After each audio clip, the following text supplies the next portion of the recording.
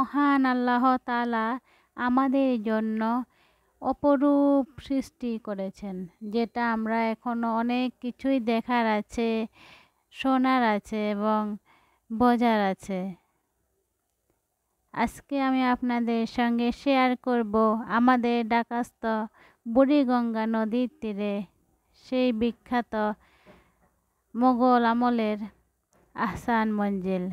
আশা করছি আপনাদের অনেক ভালো লাগবে।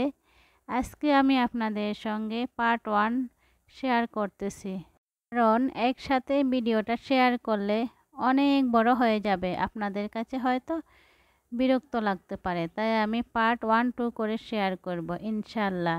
আশা করছি আপনাদের ভালো লাগবে। হ্যালো এভরিওয়ান, আসসালামু আলাইকুম। নাস ওয়ার্ল্ড থেকে নতুন একটা দিনে আরও একবার আপনাদের মাঝে হাজির হলাম নতুন একটা ভিডিও নিয়ে। আই হোপ আপনারা সবাই আল্লাহর রহমতে ভালো আছেন। আমিও আলহামদুলিল্লাহ ভালো আছি। আমি মিরানা ঢাকা থেকে বলছি। আজকেও আমি আমার ব্যালকনি থেকে ভিডিওটা শুরু করলাম। আমার ব্যালকনির গাছগুলা আপনারা সবাই অনেক পছন্দ করেন, তাই মাঝে মাঝে শেয়ার করি। আমার কাছেও কিন্তু অনেক ভালো লাগে আমার ব্যালকনির গাছগুলো। গাছে পানি দেওয়া হয়ে গিয়েছে, আজকে একটু তাড়াহুড়ো করতেছি যেহেতু আমি বাহিরে যাব। সকালে উঠে নাস্তা করে ঘরের কাজগুলো করে ফেলেছি তাড়াহুড়ো করে। তারপরে আমার মেয়েরা উঠে গিয়েছে, ওরাও গোসল করে ফেলেছে। 11টার মধ্যে আমরা বেরিয়ে পড়েছি, কারণ হচ্ছে দূরে যাব, একটু ঘোরাফেরা করব। তবে আজকে কিন্তু আর প্যারা নেই। সব সময় কিন্তু আমি বাসা থেকে খিচুড়ি পোলাও এগুলা বক্সে করে নিয়ে যাই। তো আজকে যেহেতু পুরান ঢাকায় যাচ্ছি, সেই জন্য আর এটার প্যারা নেই। ওখানে কাচ্চি বিরিয়ানি খাবো ইনশাআল্লাহ। পুরান ঢাকার ইসলামপুরে বুড়িগঙ্গা নদীর তীরে অবস্থিত আহসান মঞ্জিলের সাথে জড়িয়ে রয়েছে ঢাকার শত বছরের পুরনো ইতিহাস। নবাব পরিবারে বহুল স্মৃতি বিজড়িত এই প্রাসাদ। আহসান মঞ্জিল 1859 সালে নবাব আব্দুল গনি প্রাসাদ শুরু করে। তিনি তার প্রিয় পুত্র খাজা আহসানুল্লাহ নাম অনুসারে এর নামকরণ করেন আহসান মঞ্জিল। এখানে দেখার মতো অনেক কিছুই আছে, চোখ জুড়িয়ে যাবে। আগেকার দিনে আসলে মোগলদের আমলে তারা কি কি ব্যবহার করেছে, কি ধরনের আসবাবপত্র এবং কোথায় খেয়েছে, ওদের জিনিসপত্র সবগুলোই কিন্তু এখানে আছে। বর্তমানে কিন্তু এটা একটা জাদুঘরে পরিণত হয়েছে, মানে দেখার জন্য সব কিছু এখানে রেখেছেন ওনারা। বাইরে গ্লাস লাগানো আছে যাতে করে কেউ হাত না দিতে পারে। এটা হচ্ছে বুলেট। এই যে দেখেন কত বড় বুলেট। তখন এই যে রাজারা দেখেন এই যে বিভিন্ন যুদ্ধে যেত, এত বড় বুলেট। আর এই যে দেখেন এইগুলা কি সুন্দর সৌন্দর্য বর্ধন করে। আর এখানে সব লেখা আছে সব রাজাদের নামগুলা, সম্রাট। আসলে এখানে আসলে মন ভরে যাবে, চোখ জুড়ে যাবে। আমি সারা দিন ঘুরেছি, অনেক আনন্দ করেছি, সত্যি দেখার মতো জায়গা।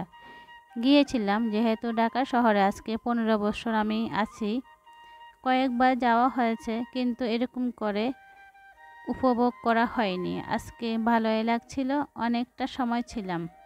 এটা হচ্ছে নবাব পরিবারের ডাইনিং টেবিল।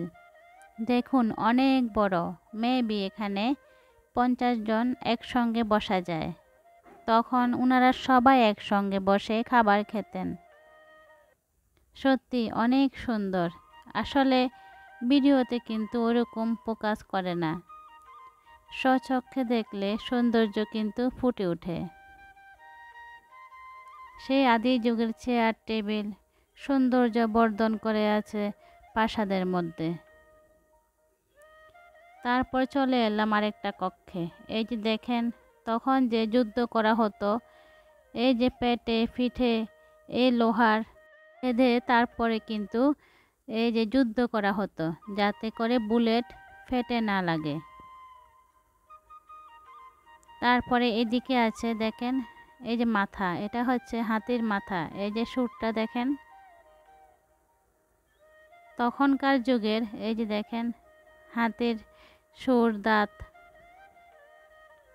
তারপরে এদিকে এলাম, এদিকে হচ্ছে সিঁড়ি, দুপাশে দুইটা সিঁড়ি আছে, তবে এখানে কোনো এন্ট্রি নেই, মানে এখানে আমরা উঠতে পারবো না, যেহেতু এটা অনেক বছর আগের, তাই এখানে ওঠা যাবে না, হয়তো ভেঙে যেতে পারে।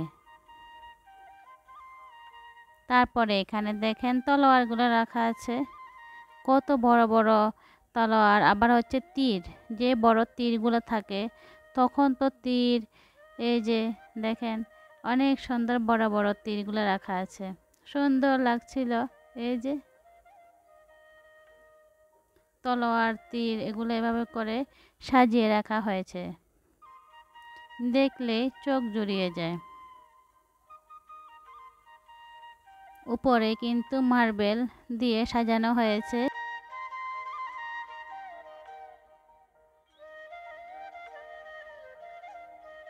এটা হচ্ছে একটা দোলনা, আমি দেখে হাসছিলাম। এই যে দেখেন তখনকার দিনের দোলনা, বাচ্চাদেরকে এখানে দোলনায় দুলিয়ে রাখা হতো, সুন্দর লাগছিল। আসলে সেই যুগে জিনিসগুলো দেখে আমাদের এখন আসলে মজাই লাগছিল, যেহেতু আমরা দেখতেছি, তখন তো আর ছিলাম না, এখন দেখে অনেক ভালো লাগতেছিল। ওনাদের সব যন্ত্রপাতিগুলো এখানে রাখা হয়েছে, তবে কিন্তু গ্লাসে হাত দেওয়া যাবে না, এটা নিষেধ, বাহির থেকে দেখা যাবে। এই জিনিসগুলো দেখে বাচ্চা থেকে বড় সবাই কিন্তু অনেক বেশি আনন্দিত। দেখেন তখনকার যুগে যে ছিল ওই যে জাদুর চেরাগ, দেখেন তখন এই যে এগুলো এখানে সাজিয়ে রাখা হয়েছে, সত্যি সুন্দর লাগে দেখলেও। আমি আমার 2 মেয়েকে নিয়ে আর আমার হাজব্যান্ডকে নিয়ে আমরা 4 জন এসেছি। এই যে দেখেন এই জিনিসগুলো আসলে সৌন্দর্য বর্ধন করে, তবে আগের যে জিনিসগুলো ছিল এখনকার জিনিস, এটার মধ্যে কিন্তু আকাশ পাতাল তফাৎ।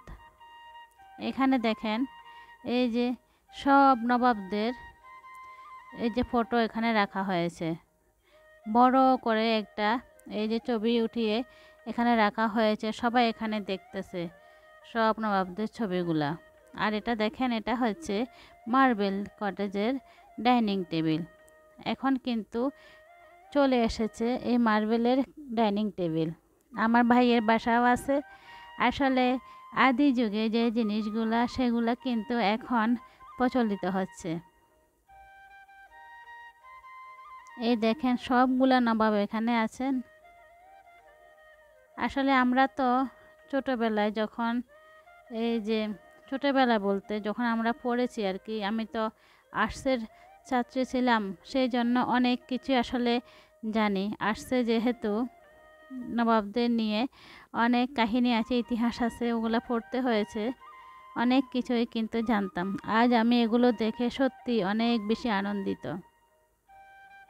দেখেন উপরে লাইটগুলো আছে, আর এখানে দেখেন টেনিস বল খেলার জন্য এই যে বলগুলো দেখেন, ছোট বলগুলো আছে এখানে। এটা হচ্ছে এই কক্ষটা খেলাধুলার জন্য, নবাবরা কিন্তু খেলাধুলো করতে পছন্দ করতেন। এখানে বলগুলো দিয়ে খেলা হতো, টেনিস বল খেলা হতো, ক্যারাম খেলা হতো। দেখেন এই যে কত বড় ক্যারাম বোর্ড, সত্যি আসলে সৌন্দর্য বর্ধন করে এই জিনিসগুলো। আর এই যে দেখেন চারপাশে কয়টা চেয়ার দেয়া আছে বসার জন্য। তারপরে এটা একটু অন্ধকার রুমটা ছিল, এখানে এই যে কিছু লেখা ছিল, মানে ওনারা কি করেছেন বা কি হয়েছে এরকমভাবে আর কি। আসলে ওরকম করে আমি আর পড়িনি। আর এখানে দেখেন বড় আকারের একটা পোস্টার লাগানো আছে, সব নবাবদের নামকরণ করা হয়েছে। এখানে সবগুলো নবাবের নাম এখানে আছে, ওনাদের জন্ম তারিখ, কত সালে মৃত্যু হয়েছে, কত সালে জন্ম হয়েছে, এ নিয়ে একটা বড় এই যে সাইনবোর্ড করা হয়েছে, আমরা দেখছিলাম। তারপরে এখন আমরা দোতলায় উঠে যাচ্ছি, সেইখানে কিন্তু বড় একটা চমক আছে। তো দেখতে হলে আমার নেক্সট ভিডিওর জন্য অপেক্ষা করুন।